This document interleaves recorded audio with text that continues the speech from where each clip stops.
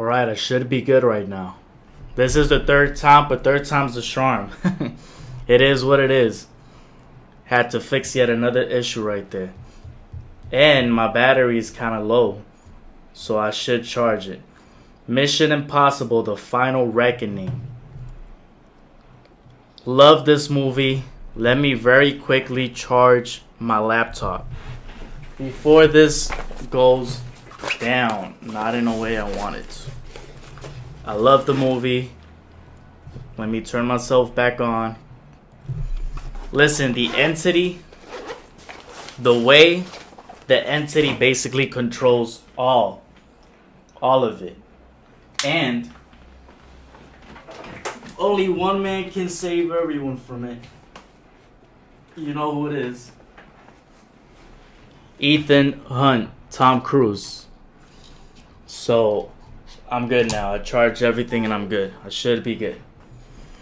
I love how Tom Cruise finished this movie. I thought it was a great addition. I don't know why there's some people saying it's not as good as the previous ones. I disagree. I thought we got the classic running from Tom Cruise. You know, he's always that scene where he has to run while he's trying to save basically everybody. Great. I love the addition from the cast. And the entity, yeah. What I was trying to say was, excuse me, not yeah. Yeah. What I was trying to say was that the fact that it could actually detonate all the nuclear bombs from around the world, the AI, basically the artificial intelligence, gathered every bomb from China to US to every other place. And basically it's about to destroy humankind. But of course, Tom Cruise is the one person who could actually stop that. So I just love the fact that that's what happens. And that's the overall gist of this right here. Let me delete this right here. We good over here. Let me actually show what I want to show this time, which was my screen. And here we go. So yeah, let me go to the YouTube. This isn't it. Where's the video? So they show on the trailer. By the way, when I mean the running scenes, oh no, but let's go first to this. This submarine scene and the airplane scene, this was amazing. This can't all be true. That scene, the plane scene, wasn't on IMAX. It was regular. I'm not gonna say regular, because crazy how we just call 1080p and all these high quality cameras regular compared to like IMAX. Or at least I do that by mistake. But I'll say it's not on IMAX, that plane scene. But this submarine scene, if you watch it on IMAX, you should watch it on IMAX to enjoy this final Mission Impossible movie. Because when it's on IMAX, it covers the whole screen, the whole frame, the screen of the movie theater. And it just looks so beautiful, especially the submarine scene. He's trying to get, was it the key at that point?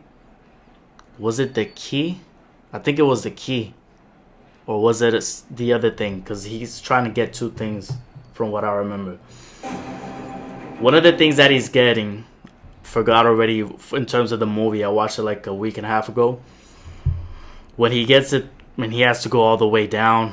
This scene was amazing. Visual effects, everything. The IMAX was just impeccable. As you see how the submarine is about to fall from like this, I don't know if you want to call it cliff. Right underwater, whatever you call it. It's basically going to keep falling further and deeper down. And he has that compression thing on the suit, basically, that they tell him to wear down there. But it only can sustain certain type of pressure. And it's impeccable scene. I just love how it looks on IMAX. Let's just go with he was trying to get the key, because that's what I think he was getting down there, the submarine. Because he has to get this key, then he has to use this thing that Luther gave him to like stop from detonating the whole entity, detonating the entire human race with the nuclear weapons and the bombs just exploding everywhere on Earth. So the cast right here, Luther, unfortunately, spoilers, he dies. So it's really sad to see that Luther dies early into the movie. I wasn't expecting that, but it is what it is. If you haven't seen it, I'm sorry, I'm going to go to spoilers. I thought Ethan Hunt, of course, Tom Cruise did great. I thought Grace did great. By the way, this is the guy from Severance. He was great here too, as one of the people leading one of the submarines where Tom Cruise has to go to. He's actually the guy that facilitates the suit. His team does. This guy surprised me because he's the guy from Parks and Recreation, right? Parks and Rec. And he completely different the way he looks now. Maybe it's because he's older, but without the beard and the way he's a colonel. Was it a colonel? I mean, he's a guy from the military. And wow, great acting from him. I loved over here Benji. Great. Everybody here was great. All of these. As the president, Angela Bassett plays Erica Sloan. Great president. Really believable how she has to deal with, do I press the button or not? Because they're telling her, don't wait for Ethan. Basically, press the button. You're going to have to kill some people. Like 100,000 people are going to die. But you're going to save like 9 million or something like that. Because the entity, we don't want it to take control and do it itself. So you press it first. It's crazy because you feel the tension while she has to decide. Why does it say Mission Impossible 8? Is this the last one? 8? Anyway, it knows it's the final reckoning. So, great right there. Let me check over here. Everything's good with the chat. And I'm not missing anything. Yeah, I'm good. And, honestly, let me check my screen. Are we good here? Stream manager. Yeah, we're good. Bitrate is nice. Alright, so what else was it going to show? Oh, yeah. The way she plays the president here. And she has to decide. Every word. Yeah, that was crazy. Of course, we got, I forget his name. Kidglet? That's how they call him. Eugene Kittredge. That's the name. Kittredge is always trying to stop Ethan from, saving the world, basically. It's kind of ironic. But it's good to see how he's still here and still mad at Ethan not following orders. Of course, the trailer shows classic Mission Impossible when CIA Black Vault break-in. Breaks in and all that. Oh, so another spoiler, we get him back. I forgot his name. And basically, he's the one that knows about the code and the coordinations.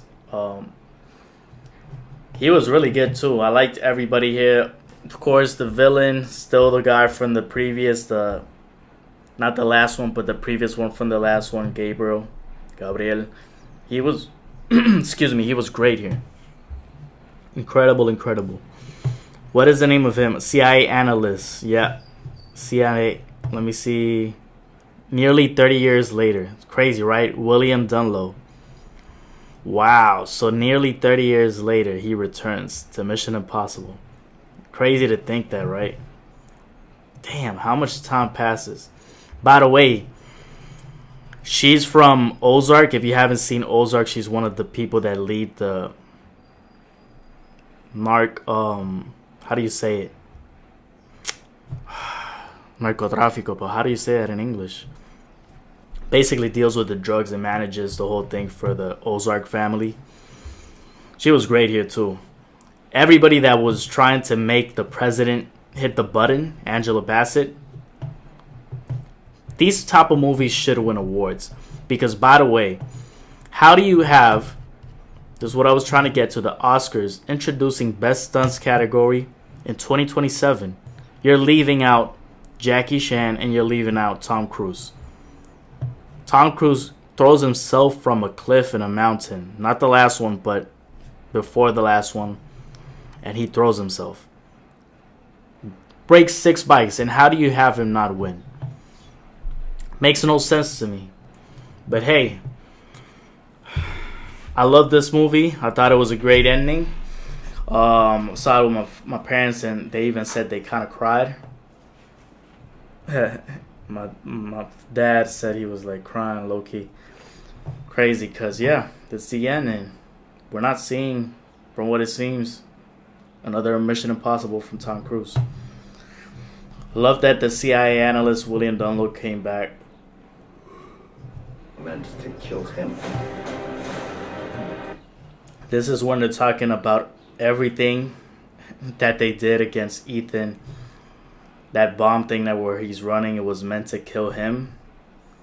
So like I said, this is from a previous movie, but we do get a running scene from him. A lot of running scenes, so classic Mission Impossible scenes. And on IMAX too. But they're talking about other things and why they shouldn't consider using him to stop the entity.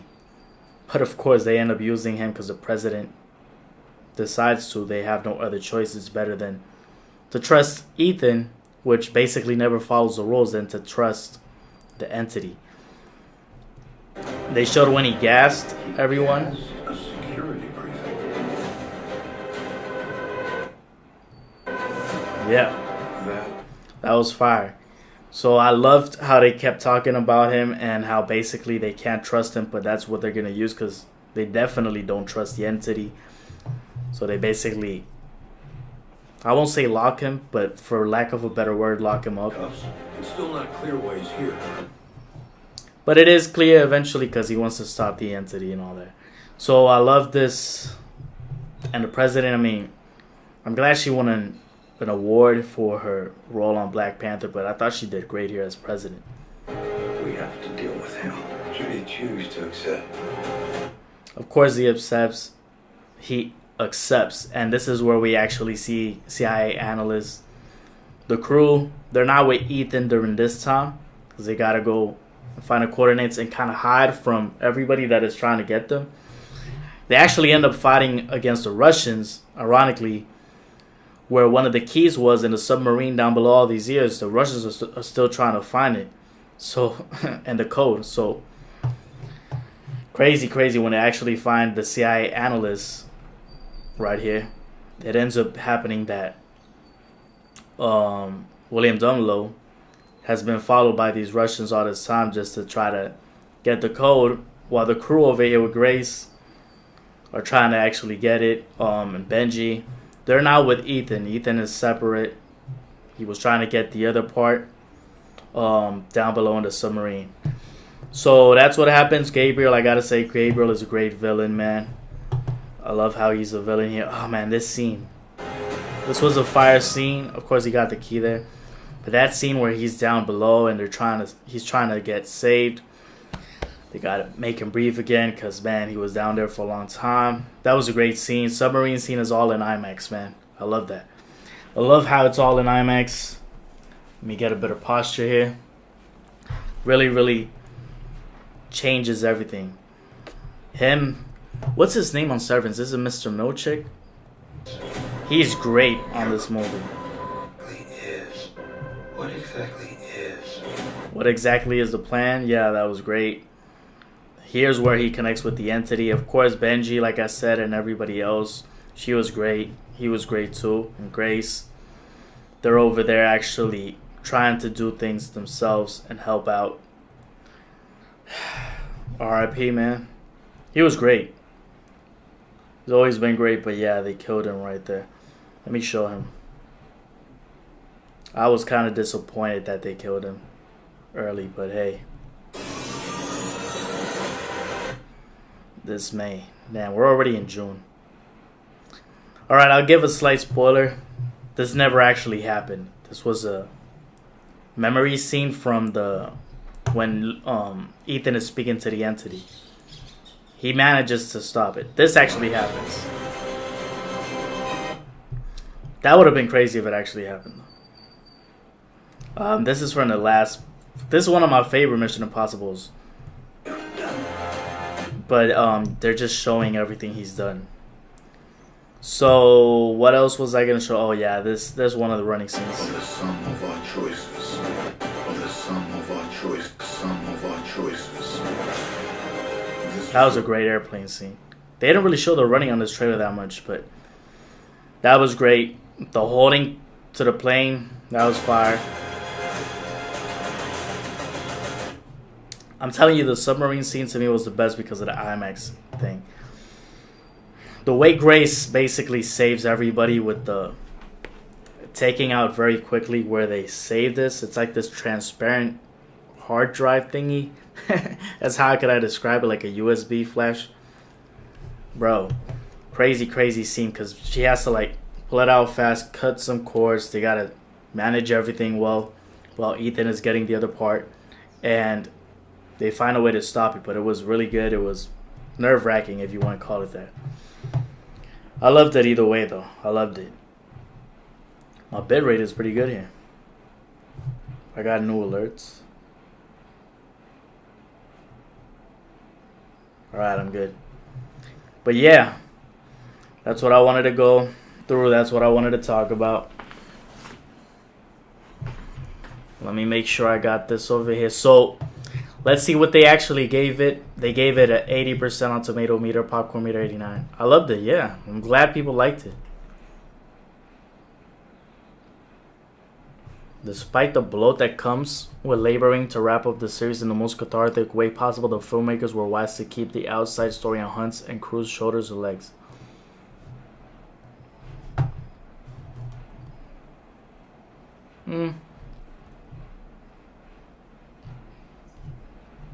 The latest and allegedly last film in the 30-year-old Tom Cruise-led franchise. Damn, it's 30 years old. The stunts which Cruise famously performs himself are impressive. He's the contemporary higher octane corollary of someone like excuse me, Buster Keaton, for whom defying death is a necessary part of affirming life, often for us as much as them. The last hour is exhilarating. I agree. There are scenes that will make you lean forward in your seat, amazed at what you're seeing. Thank you. People are liking it, man. It was entertaining and action-packed, but not as good as Maverick. You know what? I think I like it more than Top Gun. Maybe it's because I'm not that huge of a fan of Top Gun, but Top Gun Maverick was fire. Still one of the best movies to be released in a long time. I liked it more than Top Gun Maverick, man. And to be honest, between this one and the previous one, if this is number 8, then number 7. Or I don't know if this is number 7. Whichever it is. The other one, the previous one, before this one, I think is better than this one. As I keep remembering it. But this one is fire, man. I think they're all so good. People just take it for granted sometimes. But hey, I like that it's 80% on Tomato Meter. Fire cast. I love the movie. So I wanted to see what people are giving it in rankings. This is what I should low-key record at this part. I might just hit record on this part. So yeah, I wanted to see what people are giving it on rankings. Because that's fire, for sure. I watched and ranked every Mission Impossible movie. 114 views. 114K. YouTube probably knew I was searching Mission Impossible because I just watched the movie. So now that we finished the review, and I think it's fire, like I said, if you're just watching this clip, go watch the live, man, and watch the whole review part. But let's see what this ranked every Mission Impossible is. This is 30 minutes long. And then, yeah, we were watching the trailer. I got a tier list myself. And we could put it up. Man, I low-key would put this at S tier. I just love this number 7 as I remember it. Where's Ghost Protocol? Ghost Protocol, low-key S tier too. And this last one I'd put A tier. That would be my rankings right there for the ones I remember so far. But let's go and watch what he says. Again, if you want to watch the review to the last one, watch the live stream. I'll put the link down below. That I'm currently doing, but this is going to be a clip. 60 years old. Incredible action set The Mission Impossible franchise is one of the most profitable and highly praised franchises ever made. With the movie star doing insane stunts at 60 years old, incredible action set pieces, and emotionally well-written sequences, the franchise is finally concluding with Mission Impossible Final Reckoning. Until Tom Cruise decides he wants to come back. I'm not fucking leaving! But if you know my channel by now, well, I like to rank things. And considering I've never seen the first 3 Mission Impossible movies, now is the perfect time. I'm pretty sure I've watched all of them, but I might have. Maybe I didn't watch. I know I watched from Ghost Protocol to Forward. And Ghost Protocol was this one, 4. So I know I've watched from 4 onward, but I'm pretty sure. Excuse me, I'm pretty sure. Not sure that I've seen maybe the first ones also. To watch them and rank them. So, without further ado, Let's see the rank. if you choose to accept it, starts now. Let's see the rank. Everything good with the stream? It's really fun going into this movie blind, knowing where the franchise has been going. Seeing where everything started with fresh eyes was quite exciting for me. I'll say it plainly, I think this movie holds up quite well for being almost 30 years old. A lot of the things you come to expect from a movie in this franchise now gets shown for the first time here. Interesting gadgets, hilarious disguises, and memorable spy moments are littered throughout this movie. This film is very well paced, clocking in at only 1 hour and 45 minutes before credits. And for my time spent, I enjoyed pretty much every second of it. I think the mission itself is the most interesting character of the film, since everything revolves around it. Ethan is put on the run since his spy agency IMF thinks he's secretly working against them. So because of this is why we get characters like Luther, a long-running member of the franchise, to be introduced. I really R.I.P. Luther, like I said, spoiler if you haven't seen the last one. like seeing the first building block of their relationship here. Is it very emotionally developed? Not really. But the acting is great, and the sequences they share are fun and engaging. I'd say that for most of this film, really. A lot of the spectacle covers up for a lack of nuance. Ethan is kind of bland. Mind you, he's saying this for the first movie, but you get that buildup of relationship throughout the fact that there's 7+ movies. So get to know him better later on down the line, so you kind of fill in those mental blocks. The rest of Ethan's squad, like Emilio Estevez's character, along with everyone else in the beginning, get very little development because they die, which this scene was so fun and caught me off guard so quickly. What a cold open. Even those who stay feel kind of empty though, like John Voight's character and his wife Claire, kind of just one-note disposable people. I did like Kittredge though. This guy was caught in the middle of a setup and just wanted to Kittredge from the very beginning, fire. bring in who he thought was guilty. Unfortunately for the plot, we had to hate him. Fuck that guy. Dude kept trying to mess with Ethan, bro. I can't have that happen. The stunts, action set pieces in these were great. I mean, the iconic infiltration sequence on the wires was Using a Cash Nasty gif is hilarious. so tense. I really loved how quiet the actual sound design was for this scene, since it was supposed to represent how quiet it truly was for Ethan. The final battle, where the helicopter flies into the tunnel, definitely looks dated, but I still enjoyed it. The whole disguise mask pulling off bit was so funny. It happens like 4 times in the film. But other things like the camera angles used in certain shots, the music, I mean, I'm gonna be blasting the soundtrack in the car. Yeah, I like the fact that not the last one, but the one before the last one, he does the thing with the mask again when he basically tries to infiltrate yet again. But yeah, they always for a bring it back. first time watch, this film was fun and easily digestible, so I'm going to put it in B tier. Also, it's crazy to think that the guy that made Scarface made this movie. What a catalog. Tough. I didn't even know that. I didn't know that he made Scarface This is in the this movie that one. has Tom Cruise throw his sunglasses into frame as they explode to reveal the title card. Cinema! Of all the Mission Impossible movies I hadn't seen, I was anticipating this one the most because I've only heard the best of things, which involve ridiculous action sequences, insane plot details, and an incredible amount of fake face reveals. And that's exactly what I got! This movie was directed by John Woo, and fun fact, was supposed to be 3.5 hours long. Jesus. But the studio forced him to make it under 2 hours. Jesus, this sounds familiar. Honestly, I have pretty mixed opinions on this film. I think it's quite entertaining, but I couldn't help but find the later half of this movie getting so over the top that it was hard to watch sometimes. When I say this film is early 2000s action jank, I mean it. You know, I think I think Ethan looks better like with the long hair. I think that's the Mission Impossible look instead of the short hair. My opinion.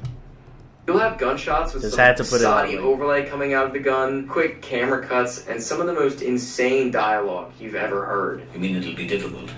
I think that's also part of like this is like the insane and the how he calls it outlandish and all the action and all that crazy.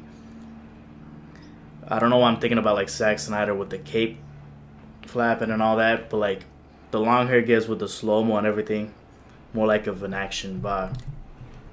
Very. Well, this is not mission difficult, Miss Dant. It's mission impossible. Difficult should be a walk in the park for you. Savage.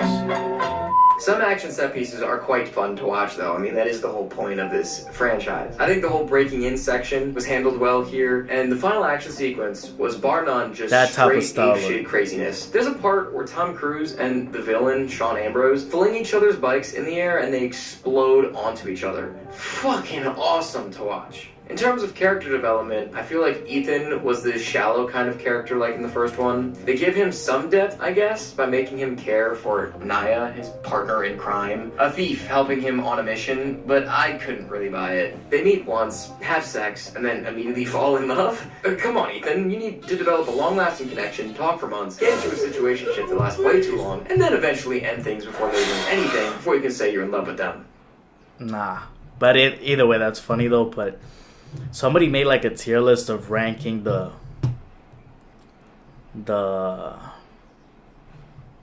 and I just put it out there like, let me see. Woman tier list. Where will you, bro, ranking these are tough. Grace should be high. Zoe should low-key be high too. Let's put her at A. As a president, not just by looks, I'd say as a president, like as a job of a president, A. I'm not just ranking by looks, like acting too. She was really good too. R.I.P. though. Where the fuck is Grace? Am I blind?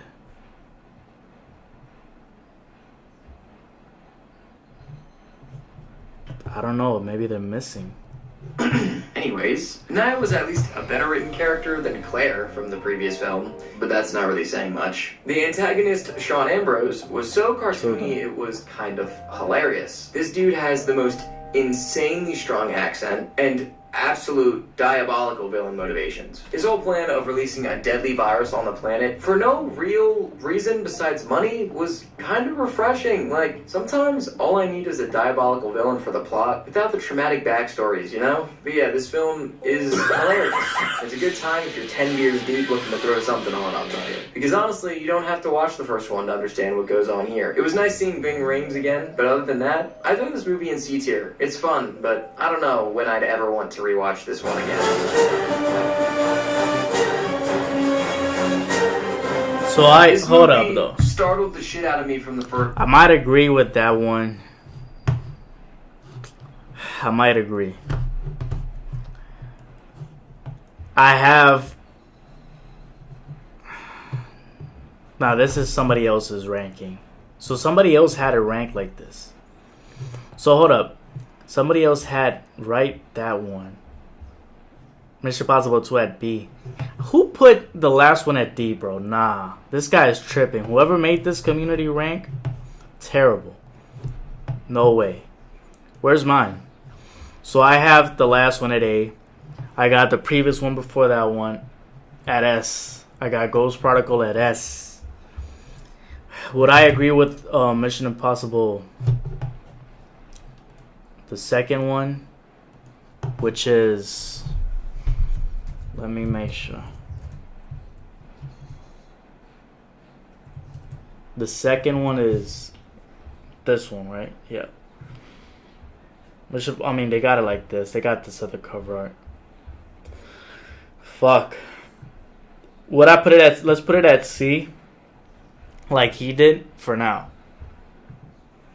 First scene. I put this on and seeing Ethan. This movie startled the shit out of me from the first scene. I put this on and seeing Ethan absolutely beat to shit getting a gun pointed at some woman by Philip Seymour Hoffman had me shook. Oh my, that shit had me locked in right away. Mission Impossible 3 just amplifies what made the first two great, but also by being more interested in developing some characters. I liked that Ethan felt more like a person in this one, finding solace with someone he loves and cares for in Julia, someone he literally marries. That's why in this it makes film. more sense. I felt like Ethan was kind of one note in previous films, so it was nice to see some layers finally being added to him. Only took 3 films. Other side characters felt more organic too, like Julia, who's easily the best female character so far, actually having what seemed to be emotions and an actual job in the real world. And Luther coming back to help too was nice to see. Head of IMF Brassel, played by Lawrence Fishburne, was great, and he also has one of the coldest lines in the whole film.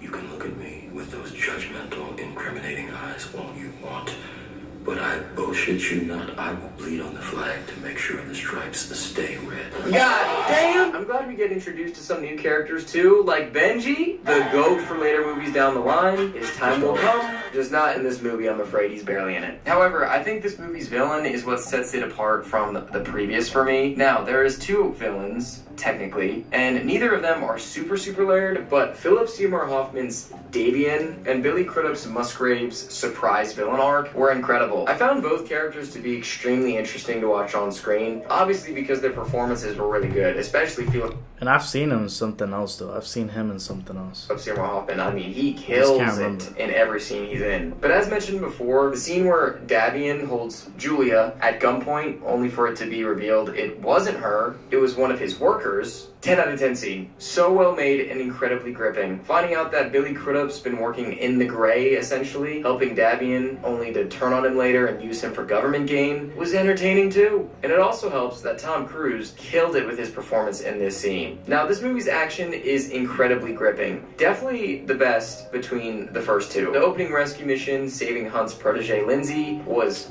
really well made. I was locked into my seat when that was going on. Watching Hunt and his team break into the Vatican, or watching Hunt steal the bad trinket of the film called Rabbit's Foot from a Shanghai building was crazy. The whole final fight between Davian and Ethan was super entertaining too. Not only because the fight choreography was good, but the emotion and the sound design, all of it worked. I do really like how the last one just incorporated all these memories. For somebody who maybe didn't or see all the movies or doesn't remember everything, the way they incorporated in the last one every previous thing and tied it in is much better. Well, So flashback scenes too. Huge props to the sound design team for this movie, because so much of what I liked about the action relied on the set design making it seem more realistic, and it felt so expressive and explosive every time. I guess my only real criticisms for the film rely on the fact Hunt's relationships felt kind of hollow. It's hard to take Hunt seriously when in every single film he's had some form of love interest,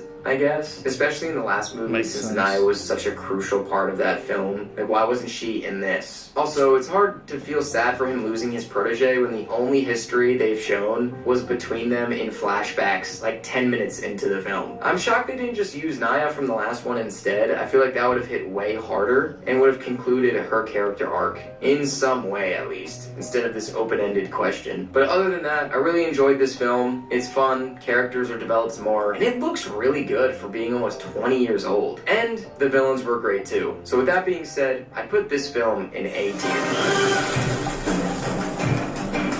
So that goes in A tier for him. More, and it looks really good for being almost 20 years old. And the villains were great too. So with that being said, I put this film in A tier. Yeah, and it does look better than 1 and 2. So I agree with that. So this is my list. Wait, this is my list. First one, I can't just put the first one at. Put in the first one at B. Oh, he did put the first one at B too. So I put the second one. Yeah, it makes sense at C because it's not as good as B. I wouldn't say though, because that's when the hair thing, like I said. I think that style looks better for Ethan Hunt. But it's not just about the hair, obviously, you know. I'm joking, kind of. I mean, just to look at the style of the movie with that. Like, when you think of a character, their attire.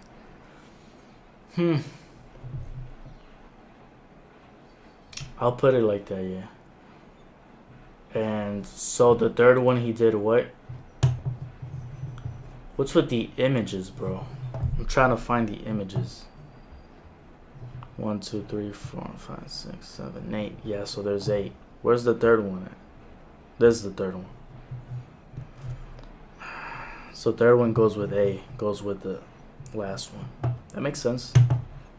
That makes sense.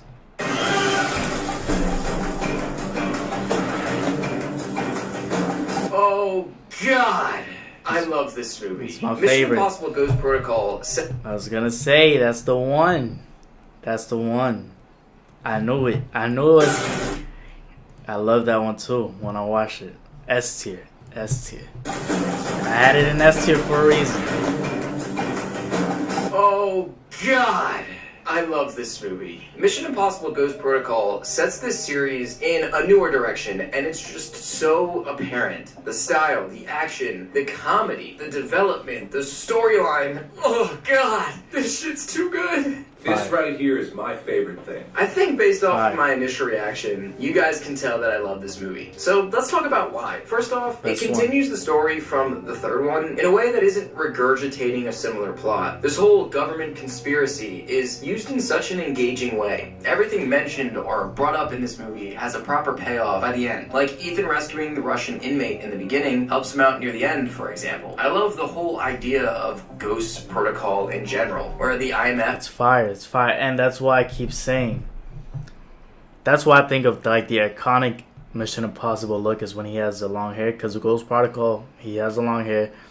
Change of direction. You can tell the quality of the movie, how it looks is insanely better. Everything about this movie is. I said it was the best one. That's why I had it at S tier. I knew from the get-go, just about to post it. engaging way. Everything mentioned or brought up in this movie has a proper payoff by the end. Like Ethan rescuing the Russian inmate in the beginning. And we got helps him out near Benji. the end, for example. I love the whole idea of Ghost Protocol in general, where the IMF just shuts down, so it's just Ethan and the 3 people around him that have to take on this Russian spy team. Not only do the stakes get raised because there's less people around him, but the story feels intimate too, since there's only 4 team members we need to worry about. Speaking of, I personally think this squad is the best team Ethan's ever had in the whole series. The layers they add High-key, all of yeah. them too? Good God. Jane is a badass female character. Her passion for revenge, since one of the assassins in this film kills her partner, was incredible. Clouding her judgment, leading to mistakes in the field later, but also leading to nice one-on-ones with not only Brandt, a new character, but with Ethan, dissecting what it means to feel loss. I'm a huge fan of Jeremy Renner. Love the guy. Seeing how his character is introduced here was so much fun, and unpacking his label of analyst to, in reality, dude's a special ops agent was awesome. Finding out he was tasked with watching over Ethan after the events of 3 and feeling immense guilt for getting Julia killed was very sad. Oh yeah, Julia was killed off apparently, until she wasn't. But before finding that out, Brand as a character has so many facets to him that it was really fun to watch. And Benji? Well, he's Benji. He's awesome. Plus, the team chemistry is just hilarious, but in a way that the humor doesn't overwhelm important scenes either. Line's not long enough! No shit! The mission takes the team to so many cool places where iconic scenes take place. That's I'd be the hard classic pressed scene. to find someone who doesn't think the climbing the Burj Khalifa sequence was incredible. And if they didn't have their jaw clenched the whole time, they might be insane. Because, dear God, that scene from start to finish was super engaging for me. That whole Dubai section in general is top-tier action filmography. From Ethan and Brant fighting guards, to Jane killing one of the assassins, to Ethan being in a car chase in the middle of a dust storm? Cinema. The whole Kremlin infiltration section was gripping from start to finish too. I mean, the little tool that replicates the background was such a fun technology, but after clearing the Kremlin and seeing that shit explode to Starts pieces, running. locked in right away. Finally, the whole India infiltration sequence is so much fun. You see Brandt deal with some horrific shit like jumping 30 feet into a propeller. God bless Benji for being right. So I'm jumping into an oven, essentially. Yeah, essentially. But, I'll catch you. Right. Nah, just saying I'll catch you is wild. So this is by the time Benji actually gets to be turning into the GOAT, one of the GOATs into the series. Bro, let me see if this is working on my Twitch. Yeah, we good. That was wild. I love that. Getting his ass fried to insert codes, Jane becoming a literal goddess, dear God, forgive me for what I'm about to do, and Ethan straight up driving a car 100 feet straight down and not dying? Ain't no way. One airbag Insane. saved this man's life. He straight dive bombed into the ground. How action is filmed in this movie is incredible too. Easily the best in the franchise so far. The hand-to-hand combat was upgraded immensely. There's one part where Ethan and Brant trade guns, and it's so goddamn smooth. Action doesn't feel cartoony, but more so engaging. Not saying the first three weren't, but I think Protocol takes it up a really nice level. Also, the surprise ending that Ethan's wife Julia was actually alive, but he just had to keep it a secret, was shocking, but also heartfelt, and it concluded Brant's character arc of being guilty really well. Also love that Luther had a cameo at the end. Can't complain seeing Ving Rhames. Overall, Protocol does everything right. Characters are developed, side characters aren't one-dimensional. They have layers. Action is perfected, tension is gripping, and the story is super... Now that he says this is my rankings, right? But for the woman rankings, yeah, she has to go at there. Julia, S.A. Let's leave her at A for now. I'll put this assassin at B. Where's... Yeah, here she is. I put her at A. For now. Engaging. Woman Ghost rank. Protocol is easily an S tier Mission Impossible movie. It pains me that this is the only movie with this squad going forward, though. Should have been more. Rogue Nation, that was a Rogue good one. Nation continues the franchise's momentum that Ghost Protocol started. It looks great, has so many iconic sequences, and is genuinely a ton of fun from start to finish. I mean, the movie opens with one of Tom Cruise's most insane stunts. By hanging on the outside of a plane just dangling free, Ethan picks up where the previous movie left off, trying to uncover the secrets behind this infamous syndicate operation force. However, the caveat here is that Just off that scene alone, I might just put Rogue Nation up there. Oh, I had it. I knew I had it. S tier. But it's not the Dead Reckoning to me. S tier too. Shit. Sorry, I mean it is what it is. like in That's Protocol, it. Ethan is on his own with only the help of his team to stop them. It seems these movies just work 10 times better whenever IMF is unable to help the team. Anyways, this brings back characters like my GOAT, Brant, Benji, and thankfully, Luther, who isn't just a cameo this time. All of these characters get plenty of moments to shine. For Brant, although I wish he was able to do more agent work like in Protocol, I found his conflicts with Ethan about what to do against the Syndicate was entertaining to watch, as well as him having to navigate around the CIA just to get to Ethan. Benji is one of those guys whose screen time is just pleasant whenever he's there, but a particular favorite moment of mine was when he stood up to Ethan, proving he's a solid friend. This is why he's my GOAT. Luther's someone who's consistently pretty funny, so when partnered up with Brant, who's been funny himself, Right. they work off each other phenomenally. I really wish we got more of these two. For instance, the car chase sequence in Morocco was a 10 out of 10 in general. That whole chase sequence was legendary, but the little moments of That was humor fire. spliced in there because of Brant and Luther were great. It's a high-speed chase. You just have to get the 4x4. Don't blame me. You just have to have it. But with these films comes new characters basically every They should have showed Jeremy Renner more on this last one in the flashbacks at the end.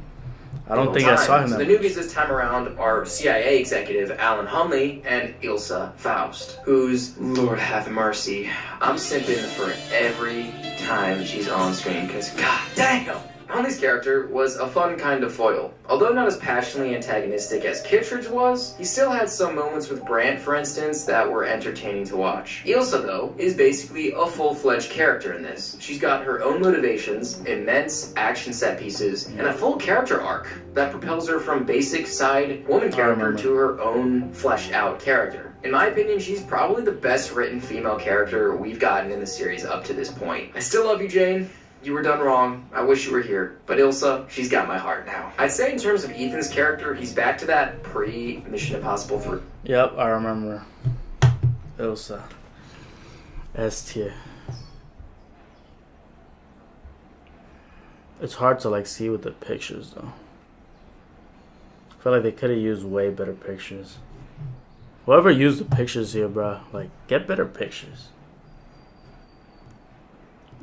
But S tier for sure. Where the layers aren't as prevalent. He's still super engaging, and the previous two movies helped him a lot here in terms of nuance. But still, there's not much to build on besides the previous movies giving him emotional depth. This movie's action, though.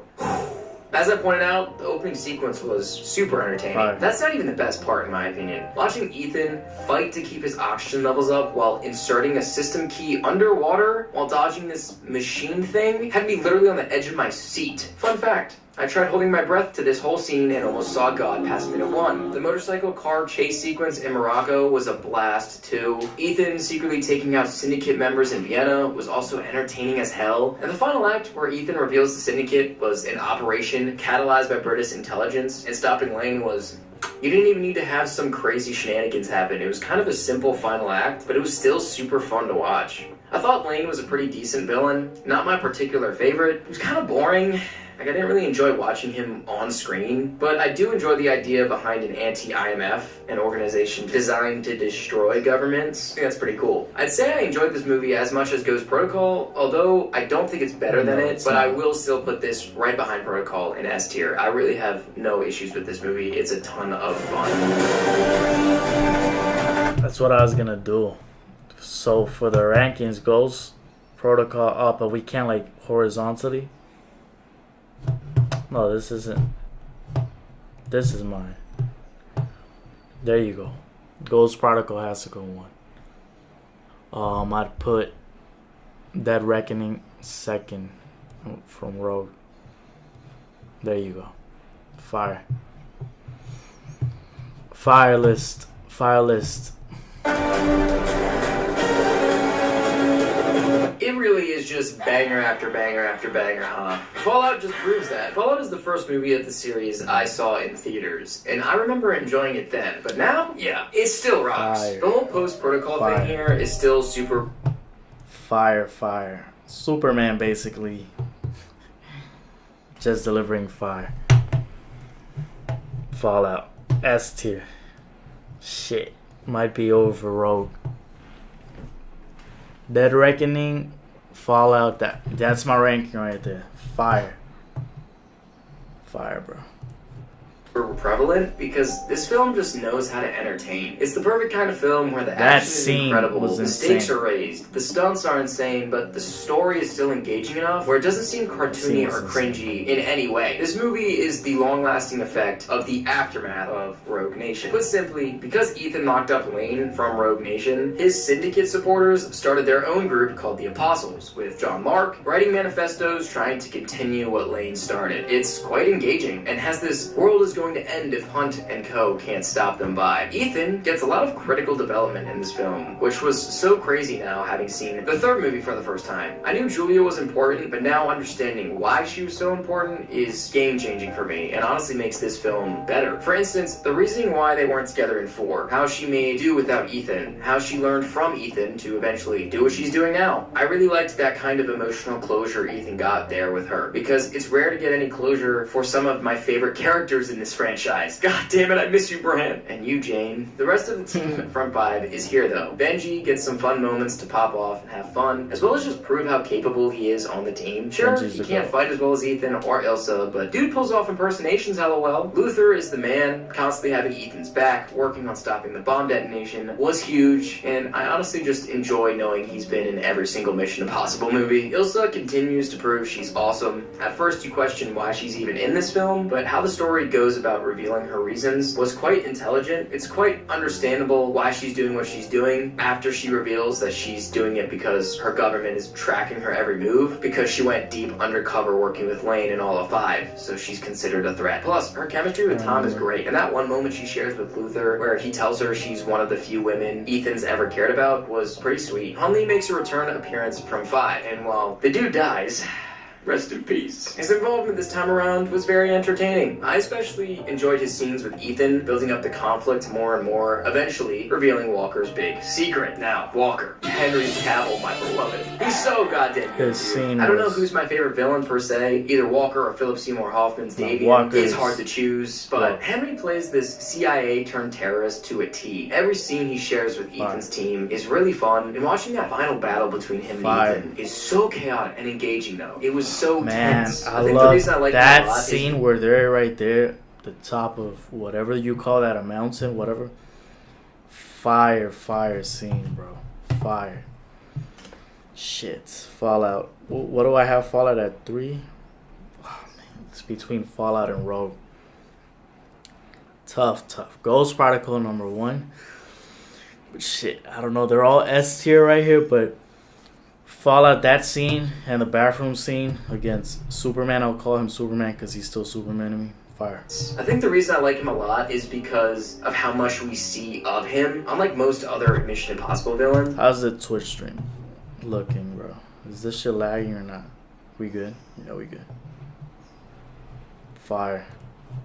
he participated in helping the team, so you see him build chemistry with them, and then turning on them was just icing on the cake. Again, the stakes are raised immensely here, but with an intent to engage. Every action sequence is totally worth watching. It's a glue to your seat for how good it is type film. The opening airplane stunt, impeccable. Bathroom fight is iconic. Henry's load-up arms, I mean, legendary. The stunt where Tom Cruise breaks his ankle jumping from one building to another was awesome. I mean, the whole final battle was actually the most insanely entertaining thing I've seen. The helicopter chase? Oh my god. But also watching Ilsa fight Lane, Luther and Benji cutting the wires, I mean, if you ain't clenching your cheeks during this whole sequence, I don't know what you're doing. Like I said before, Fallout really understood what made 4 and 5 so much fun and engaging, and delivers on that perfectly. In my opinion, I'd throw this film in S tier, right behind Protocol. For me, I just think the Protocol team was peak. Alright, but honestly, all of S tier is interchangeable for me. They're all really good. This movie also has a special place in my heart because it is the reason why Henry Cavill has a messed up face, because they CGI'd out his mustache that they didn't let him shave for this movie.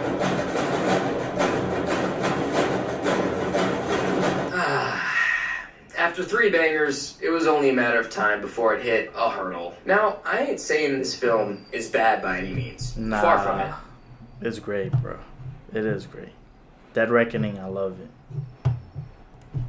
However, it is a lot messier than the previous 3 installments, by far. I think Dead Reckoning has parts to it that are very interesting in terms of ideas, but its execution Dead is corny as hell. Now, the best things about this movie all fall on this film's incredible ability to raise the stakes even more in terms of stunts. Now, this may be a part of the film's downfall, because apparently how these movies are made is the story kind of revolves around the stunts Tom Cruise wants to do, but god damn, it looks sick as hell. The whole looks sequence insane. of Tom flying off Just the off cliff that. on a dirt bike had my arm hair standing up. Also, this movie is the closest we will ever get to a proper Uncharted scene. That train ending fire. took me back to being a little kid again, seeing Nathan Drake on my PS3 wake up hanging on to a fallen train. Bro, that game was phenomenal. This film's set pieces are gorgeous. The action is stellar. The stunts are insane. what is his set on- pieces what are is his hanging on Uncharted to a list? fallen train. Bro, that game was Uncharted 4, Uncharted 2, S tier, B tier, Uncharted 3.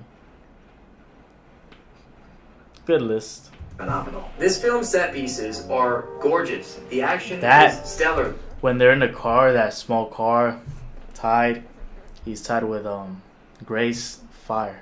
The stunts are insane. Fire like stunts, I said, everything, the whole bro. final 40 minutes of the movie are so engaging, it's crazy. I actually couldn't contain the anxiety I was feeling rewatching this film during this part. Moments where Ethan is fighting Gabriel's workers while Ilsa fights Gabriel was intense too. Ethan and newcomer Grace driving handcuffed to a car had me glued to my seat. That's Straight the best. clenching teeth type of scene. I enjoyed the whole airport sequence in the beginning too, where Ethan is avoiding police while dealing with new character Grace, stealing his shit. Speaking of, I swear Tom Cruise must have a contract where he needs to interact with new baddies every film, because Haley Atwell? Dear Lord, how can I focus on the action when I got Captain America's shorty on screen? First Rebecca Ferguson and now Haley Atwell? In the same movie?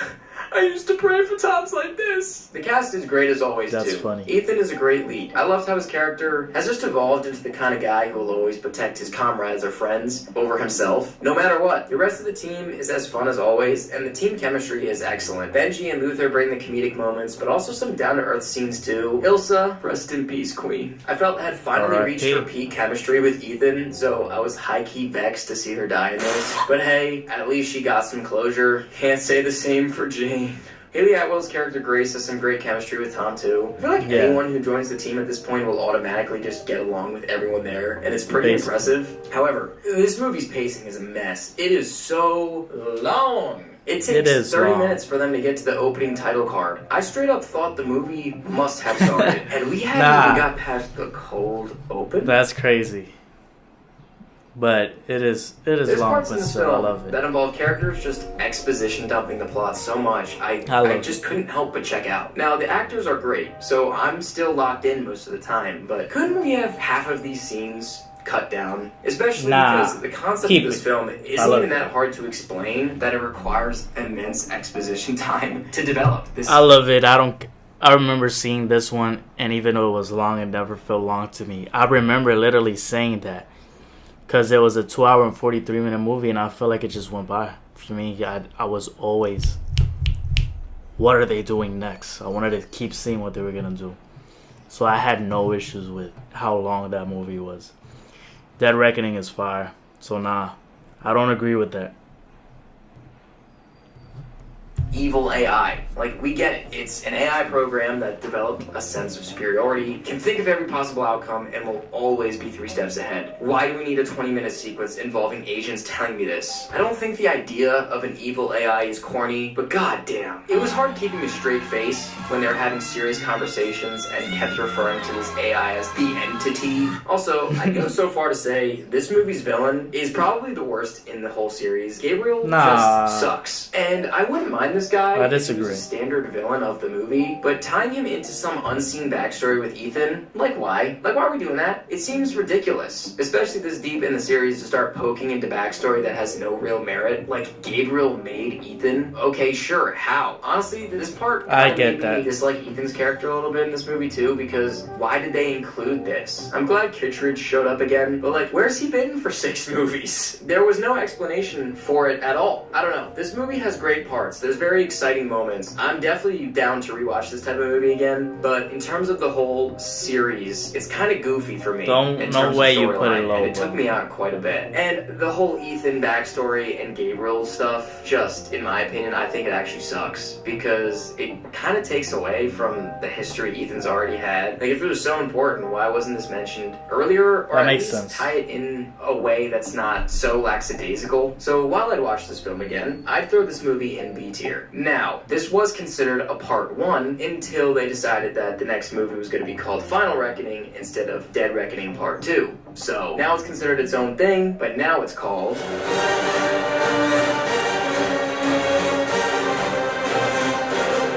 You know what? Tickle me surprised, because The Final Reckoning hit me in the feels. This movie, for what it's worth, took the silly premise of the previous one and continued it in a way that felt earnest and bittersweet. This is technically the final movie of the franchise, and you can easily tell. A little too easily in some parts, but there's an aura of conclusivity that is littered throughout the film. Yeah. And honestly, it's a pretty entertaining way to go out. The film is built on spectacle, with each scene being one that tops the next in scope and insanity. And I'm being so dead ass right now, this movie takes it up 3 notches, which I couldn't believe was possible. In terms of stunts, action, it's wild. I probably sound like a broken record at this point, but there's so many moments in this film where you just sit there like, how the fuck did he do this? Since the backstory was quite painful That's what I said. his last film regarding the entity, this movie kind of coasts by on major story elements involving it. It's quite straightforward with this one. They have to look for the Podkova, which is this key that basically destroys the entity. As it sits at the bottom of the ocean with this sunken submarine from 2012, there Ethan has to link up with his team and stop the entity once and for all. There's more deliberate details, but that's the main gist. It's as straightforward as it comes, and as I mentioned, it's pretty fun. We get to see Ethan and Co. in multiple different different locations around the world doing crazy shit. This film was like watching a Tom Cruise stunt showcase. And if you're into that, then this is exactly for you. However, if story is what's kept you engaged in previous films, I'd say this film does a better job than Dead Reckoning, but I wouldn't say it comes close to the powerhouses of 4, 5, and 6. Sometimes this film can lean too hard on the nostalgia, where it feels like a Mission Impossible greatest hits montage. I mean, some characters in here are directly related to previous movies' characters just out of the blue. Now, I don't hate that necessarily. I think it adds some context to how certain people act in the previous movies, but I mean, did we need this? I could take it or leave it. Same thing with the Entity being directly related to Mission Impossible 3. Talk about thrown off. Was not expecting a Davian mention or having a plotline from that movie be directly related to the Entity. Now, it's not like Davian is actually It's good that in the they film, connected but it. like I didn't think any movies from prior would be related, let alone a part glad or they mentioned in this one. I'll take it. Now, remember the random worker guy that was in the vault in the first movie, who was seen later in some funny remark from Kittredge? Sends away? Yeah, he's literally a main character in this now,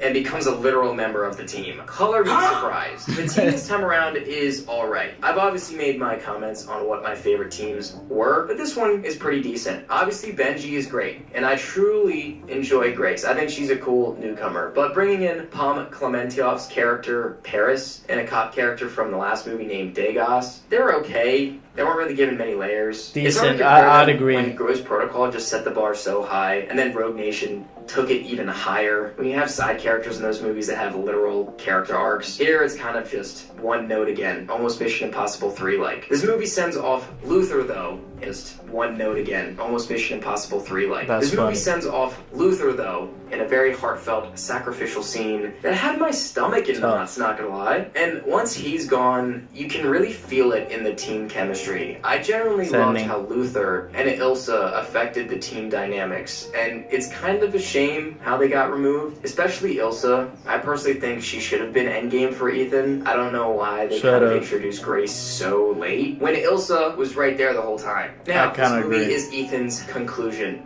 and I do think how they conclude his journey is done really well, and quite bittersweet. It's honestly really fun seeing a franchise only age better with time, and going out this way was not only fun, but also just good. Ethan's character isn't butchered, he remains loyal and caring, and continues to fight the good fight. If this is truly the final Mission Impossible movie, then it's a great one to end on. This movie is also just pure blockbuster bliss. For a movie that cost $400 million, it looks like it does, and it's a ton of fun. If you had to go see a blockbuster in theaters, this is the type you want to see. Support blockbusters that actually utilize its budget to full effect, because this movie does Facts, that. I Ranking this agree. among the other films, I'm going high B tier. I think this movie's long duration, much like its predecessor, also involving Gabriel, just a downright shit tier. I think this movie. I would have given it an A. I have them high, though. Much like its predecessor, also involving Gabriel, just a I gave it downright an A. shit villain, and its sometimes overabundance of highlight clips from other movies hold it down from being an A-tier film for me. However, you definitely should go see this movie in theaters, though. Like I mentioned, support a blockbuster that actually looks like it's worth $400 million. It's worth the price of admission. Now, I just wanted to get on here real quick, because whenever I do these videos, I tend to get kind of sad by the time it's done, especially with good franchises too, because when a franchise is good and knows how to hook you in each time, it's sad to see it conclude. But unlike certain franchises, it is important to Toy Story 5.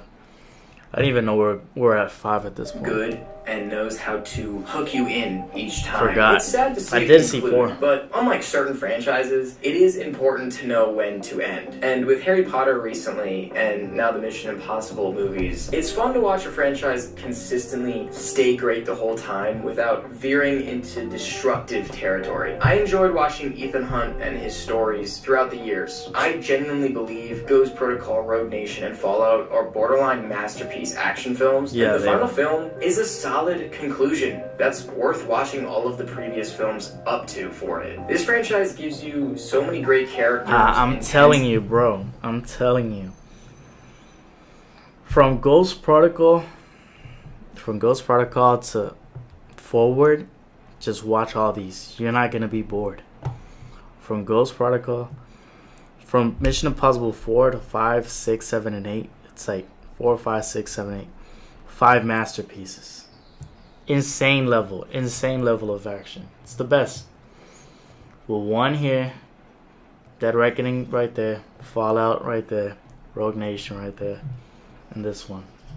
Fire. Too good. Action set pieces and iconic moments in each one that it'll definitely go down in history as one of the most batshit crazy franchises ever. I literally don't know how anyone will top Tom Cruise's stunts in any of these films. Jesus Lord. But anyway, here's my final ranking of all the Mission Impossible movies, and here's a ranking of the villains. I know it. S tier, yeah. Superman gotta be S tier. Gabriel is not D though. Interested. Do you agree with me? Sorry. Let me know in the comments below. And while you're down there, hit that like and subscribe button. The more likes this gets, the more YouTube will push this out to more people like you who enjoy these types of videos. Also, Yeah, that running scene was from the last one. hit that notification Final bell ranking. so you get notified whenever a new video is dropped from your boy. And as always, guys, That was fire. I liked it. Like, great video. I liked the video.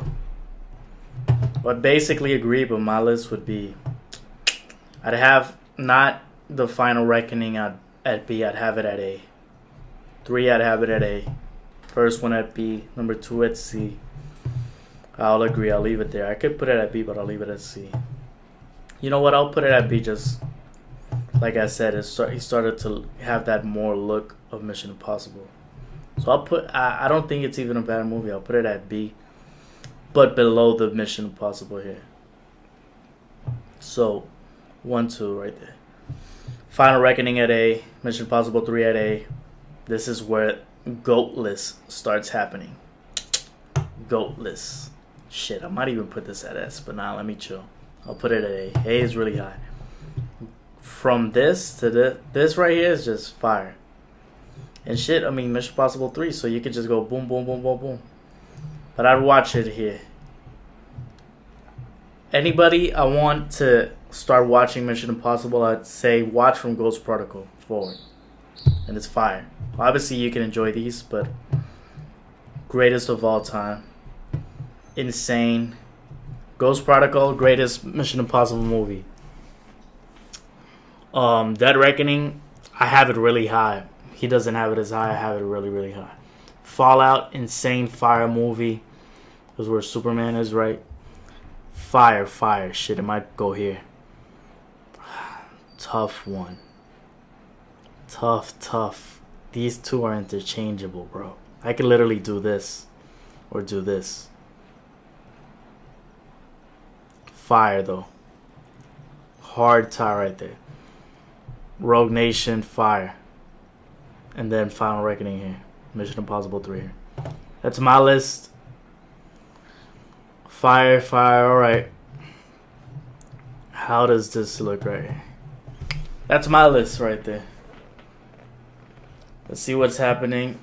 I've been here for an hour. Crazy how people do this for so long. I've only been here for an hour. And it feels like forever. People do this for like 5 hours. Like it's nothing. I don't know how y'all do this for 5 hours. That's insane.